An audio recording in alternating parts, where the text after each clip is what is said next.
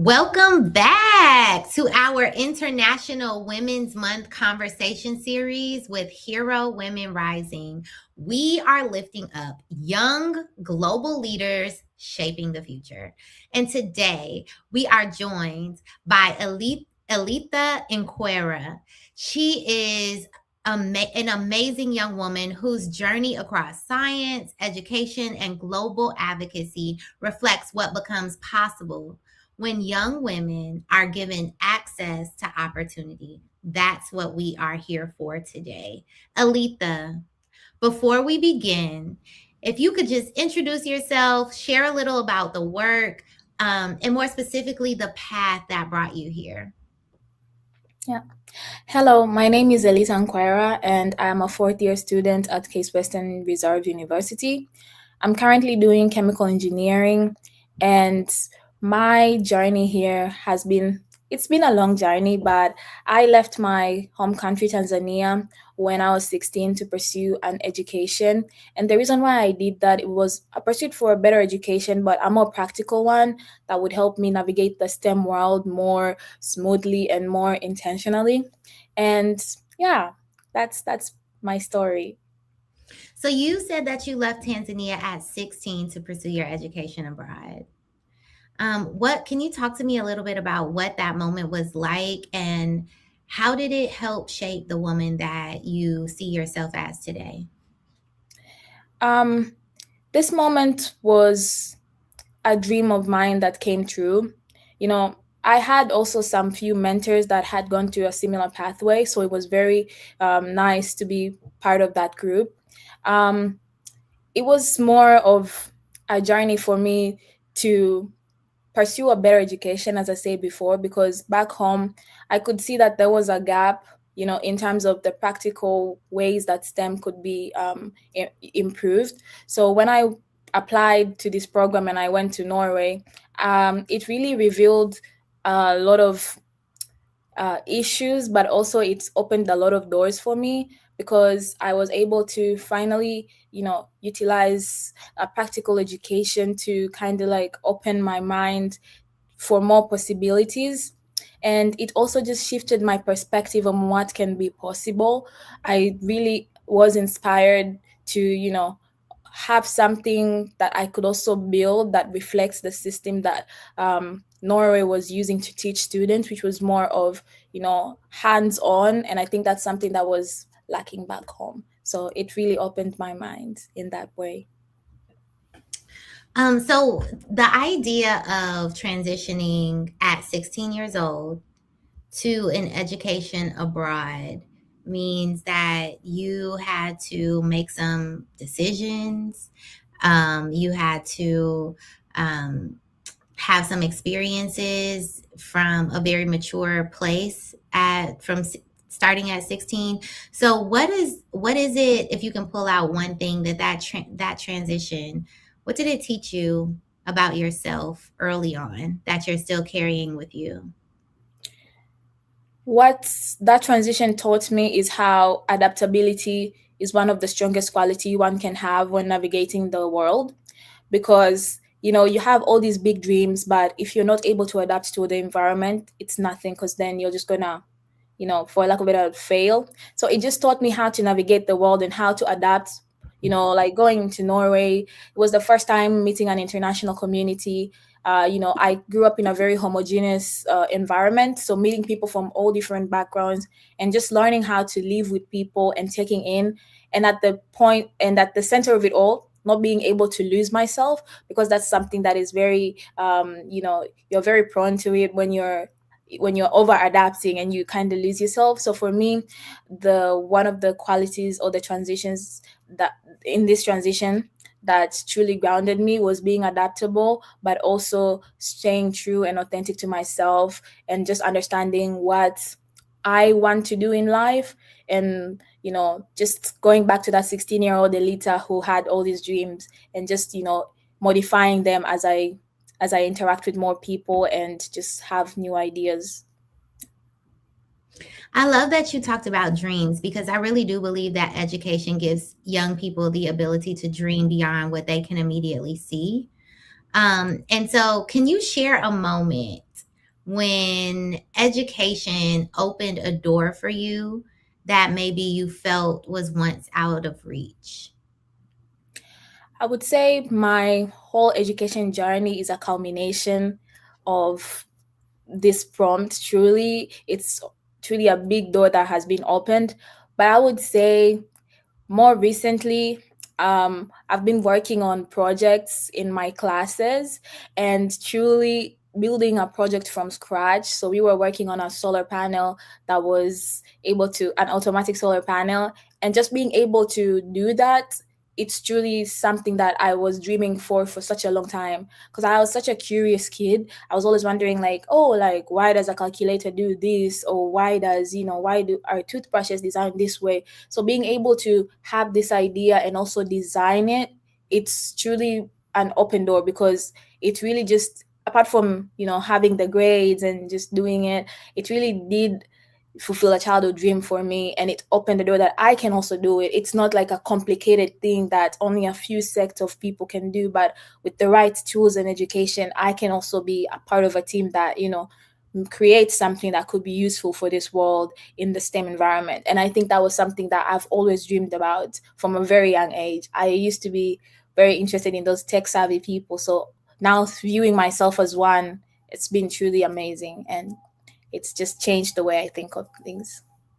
Yeah, so you talked about, being able to create something that is useful to this world. And outside of STEM, you are already doing that with your mentorship, right? And so you have mentored students from Tanzania to Cleveland across very different contexts. Yeah. So, can you talk about why mentorship is so important in building the next generation of leaders, and give us a little bit about what that context, how that context is different from Tanzania to Cleveland?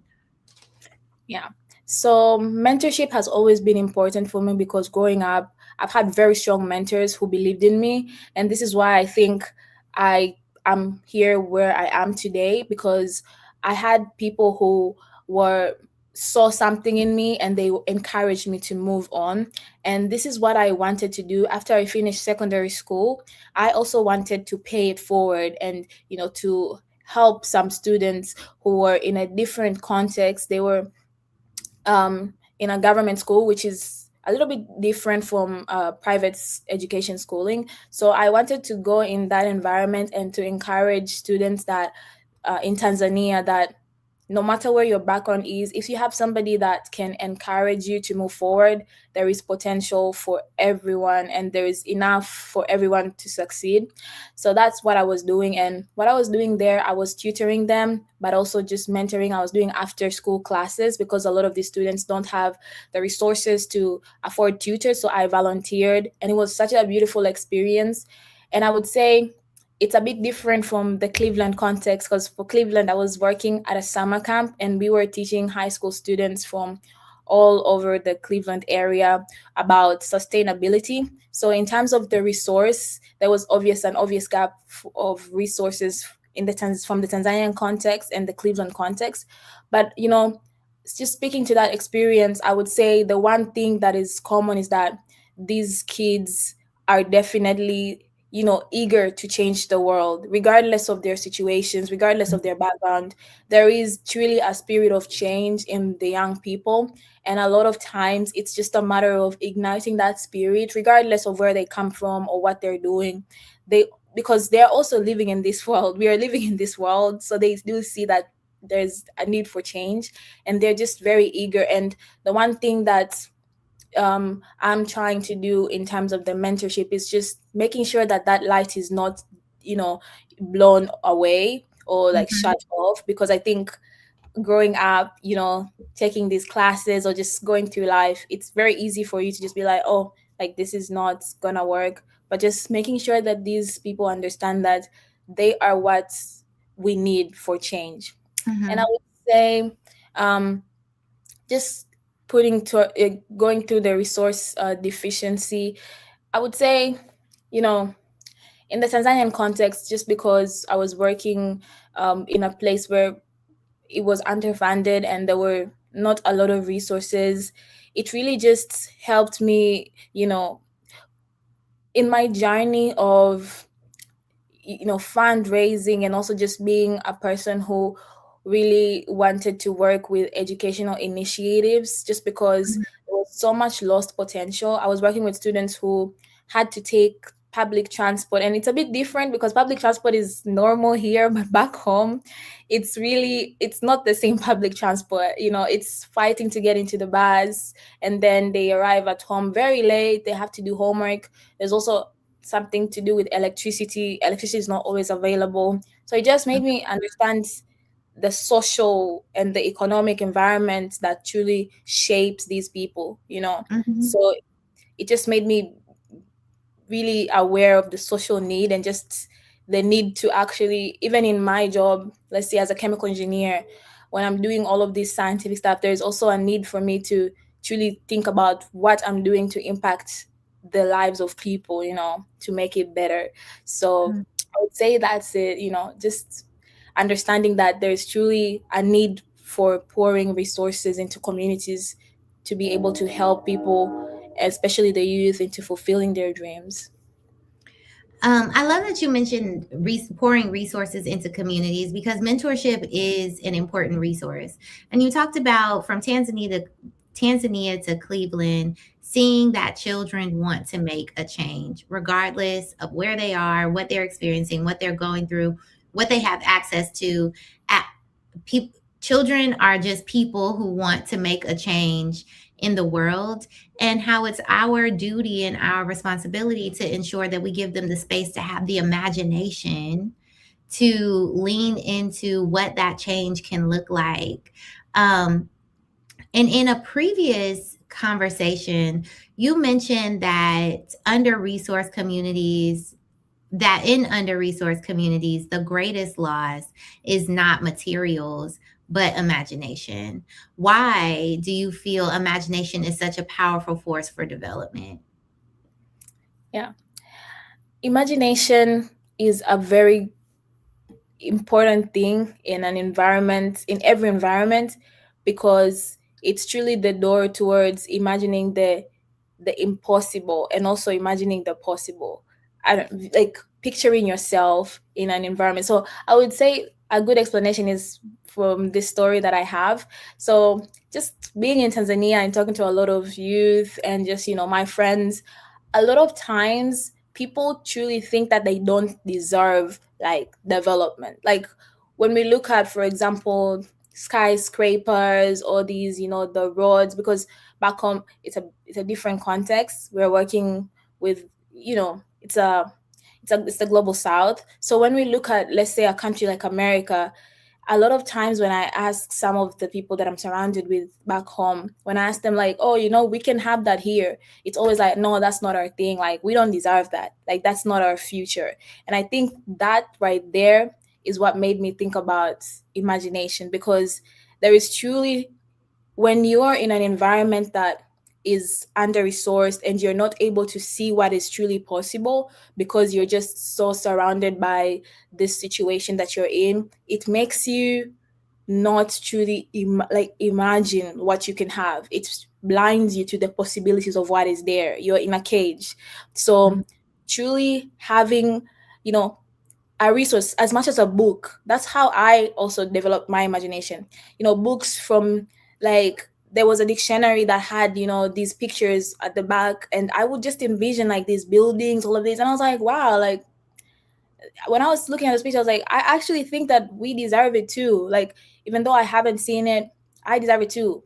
And Mhm. I used to be so invested in the National Geographic because our school used to have these books, and it's actually like, it was very, it was old editions, but I used to look and I'm like, this, I actually deserve that too. I deserve to live in an environment that, takes care of me, that, I can also be all of these things. So it truly just allowed me to dream bigger, and not put myself in this cage of like, oh, in Tanzania there's this formula where I do ABC and I'll end up at this place. And but it made me think about, like, I can actually change the world, regardless of my circumstance. So this is why I think, imagination is super important, and the resource, as small as a book, just a book can truly change somebody's life, because it can ignite something that is very internal in terms of just self-worth and what I deserve regardless of my situation. So Yeah, so that thinking about self-worth and, being deserving makes me think about identity and belonging. And through your work with the African Student Association and conversations just across the diaspora, what would you say you've learned about identity and belonging and resilience as a young woman who is a global leader? I would say what I've learned about identity is the need for community, especially in a very fast-paced environment like America. There is truly a need for community, because at the end of the day, I think we get a little bit lost in our individual struggles, and we Yeah. forget that we are actually part of an ecosystem and we are a community. Yeah. And especially being here in the African diaspora, it's very important for a unification, because what happens here affects every other place, but also what happens in Africa affects the African diaspora in so many ways. So it's truly important to be able to have that community. In that way, we can share the knowledge that we have into building something better. And it's just shown me also the amount of resilience that we as a people have, because a lot of times, for example, just reading about American history and then tying it back to African history, it's truly the resilience of a few people that made it possible for people like me even to immigrate to America. So just that thought of resilience, in terms of there's resilience in community that also allows for people to have opportunities. It has truly shaped the way I see about, it has truly just shaped the way I see life in general. Just the need for community and the need for people who are not gonna give up on the people. There has to be. I'm not saying that everyone has to do it, but there has to be like a few sects of people that are willing to go through all of these to shape the community and help, just Africa and the diaspora in general. So yeah. Yeah, so in order to support the diaspora, we have to have a sense of selflessness. I think you model that so well, Elitha, with all the work that you do.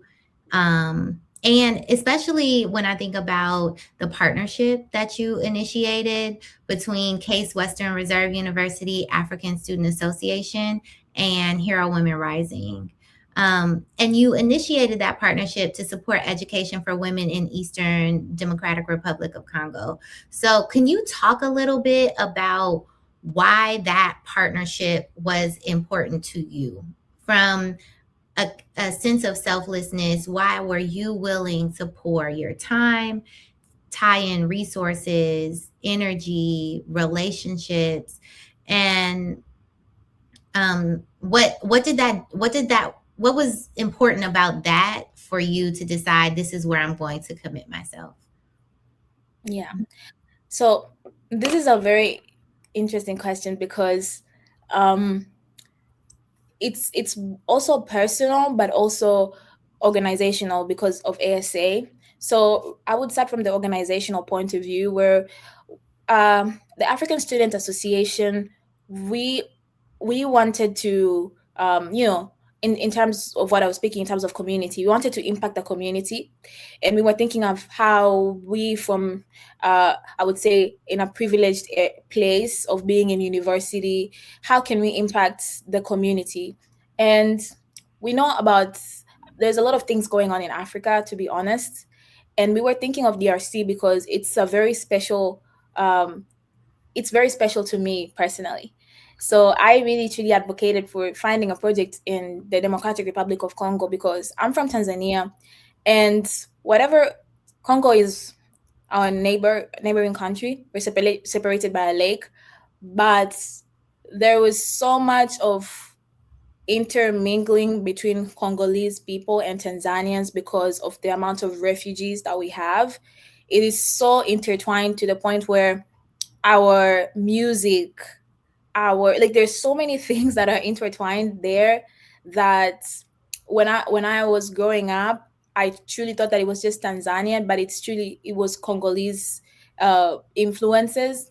And now when I came back and thought about it and thought, oh, why do we have so much Congolese influences? I mean, we do speak the same language, for example, in Eastern Congo, we do speak Swahili, but why is that the case? And I came to learn about what's happening in Congo and how it's tied to, colonialism, how it's tied to human rights violations.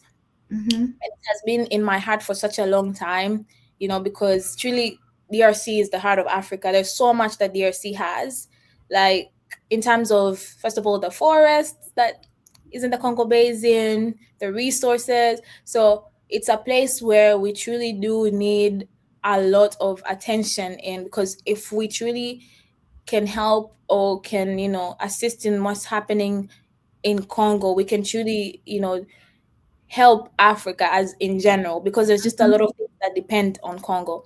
So Mm-hmm.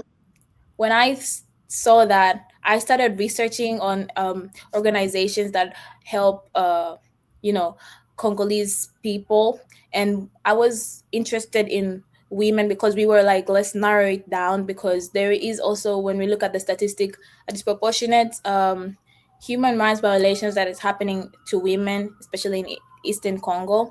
So I went on LinkedIn and I saw a mutual friend of mine that had previously worked with Hero Women Rising. So that's how I was like, oh, let me go into that. So it's something that is truly close to my heart, because the history of Congo has Mm-hmm. truly shaped what Africa is Yeah. right now. And yeah, it's been truly amazing to just work with such a nice organization. Fundraising, we actually did a fundraising initiative also this year.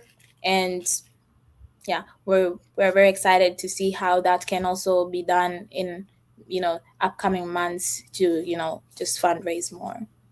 Yeah, and at Hero Women Rising, we believe that if you are willing to pour into the most under-resourced communities, it automatically advances every other community, right? And that's really one of the things that you are talking about today, and how you steward the work that you do is ensuring that the most under-resourced community that you can reach is is supported by what you can offer. And I think that that's an amazing thing. Can we close with a quick lightning round? Yep. You ready? Yeah. All right. One teacher or mentor who changed your life. I would say it's very cliche, but I'll say the women in my family, truly, Mhm. because I grew up around very strong, very ambitious women. So that truly changed the way I see myself, especially in the Tanzanian context. So yeah, One habit that helps you stay focused on your goals.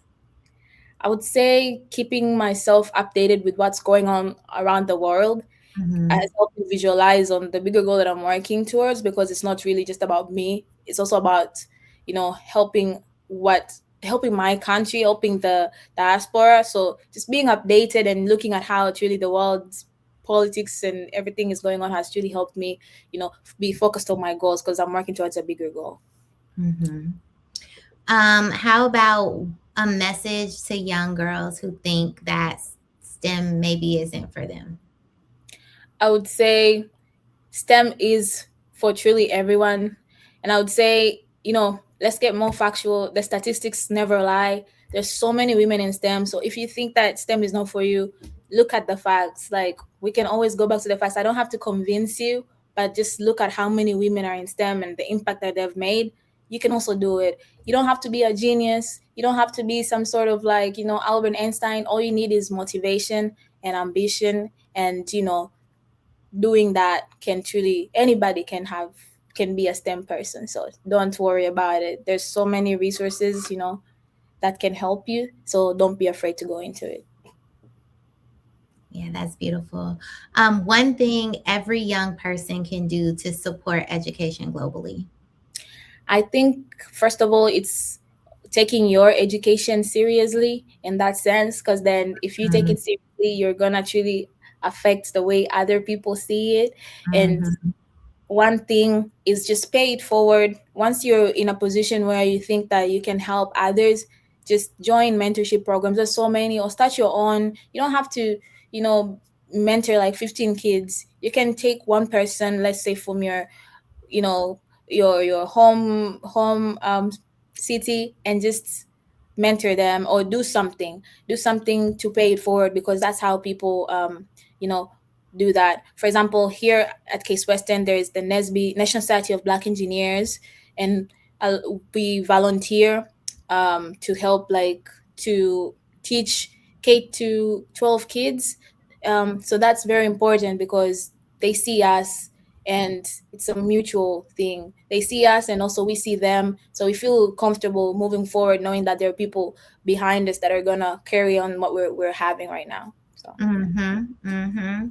Love that. Love that. Well, Elitha, you represent the kind of leadership that this moment, this International Women's Month moment calls for. You are so grounded in education. You are driven by your purpose and your commitment to what expanding looks like and what's possible for others. And so, thank you so much for being a part of this conversation today. To Yeah. all of our friends and supporters that are out there, we invite you to continue following Hero Women Rising and share these conversations. Support young women who are leading change across the globe. Next week, we will be joined by Miriam Nsekonzia live from Rwanda. Please make sure to tune in next week, next Monday, 2 p.m. Eastern Time. Elitha, thank you again for being a part of this inspiring conversation. Thank you for having me. It was lovely.